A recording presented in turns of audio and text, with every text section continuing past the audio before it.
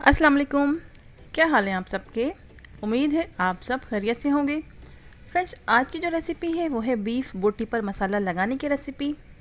बड़ी ईद की आमद है, इसलिए ये रेसिपी मैं आपके साथ शेयर कर रही हूँ।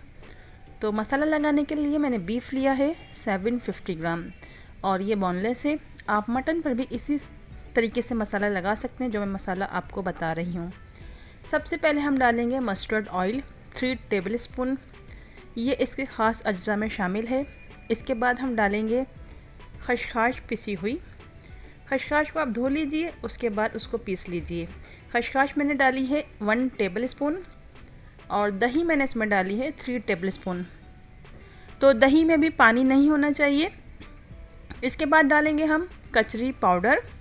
कचरी पाउडर मैंने इसमें डाला है 2 टेबल स्पून, 2 खाने के चमचे।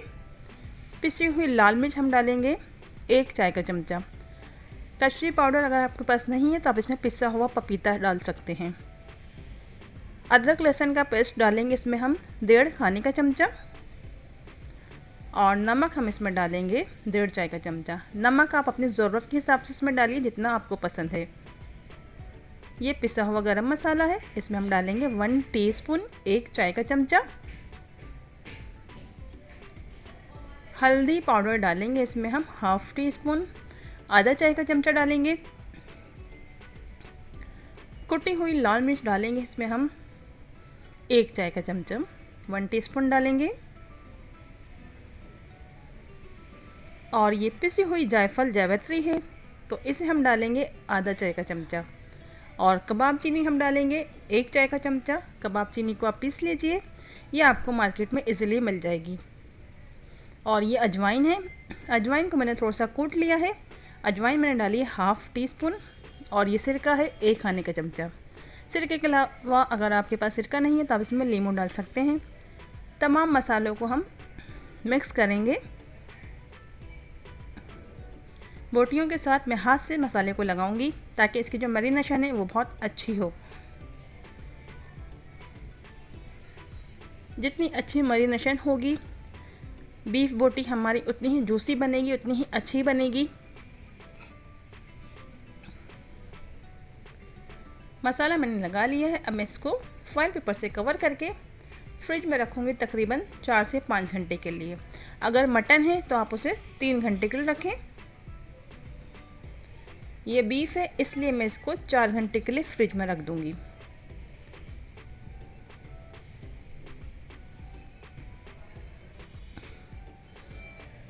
तो 4 घंटे के लिए मैं इस बॉल को फ्रिज में रखूँगी। अब 4 घंटे हो चुके हैं, मैंने फ्रिज में से बोटियों को निकाल लिया है। फॉइल पेपर हम इसके ऊपर से हटाएंगे।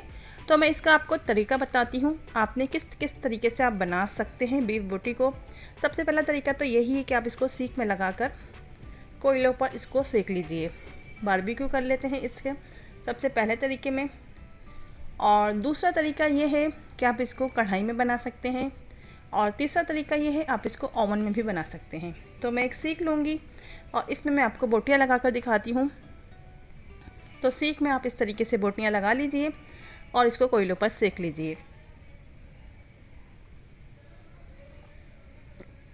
क्योंकि है बड़ी ईद की आमद और ये रेसिपी हर घर में बनती है, बड़ी ईद पर लाजमी बनती है, इसलिए रेसिपी मैं आज आपके साथ शेयर कर रही हूँ। और ये मसाला इतना अच्छा लगता है जब आप बनाएंगे तो तब आप मुझे ज़रूर कमेंट करके बताएंगे कि आपकी बीफ बोटी किस तरीके से बनी है। तो ये देखिए, इस तरीके से हम सीख में लगाएंगे बोटियाँ। कम से कम 4 या 5 लगाएंगे, आप 6 भी लगा सकते हैं। और थोड़ा थोड़ा मसाला आप बोटियों के ऊपर लगाइए और कोयलों पर सेक लीजिए। कढ़ाई में भी बना सकते हैं, ओवन में भी बना सकते हैं।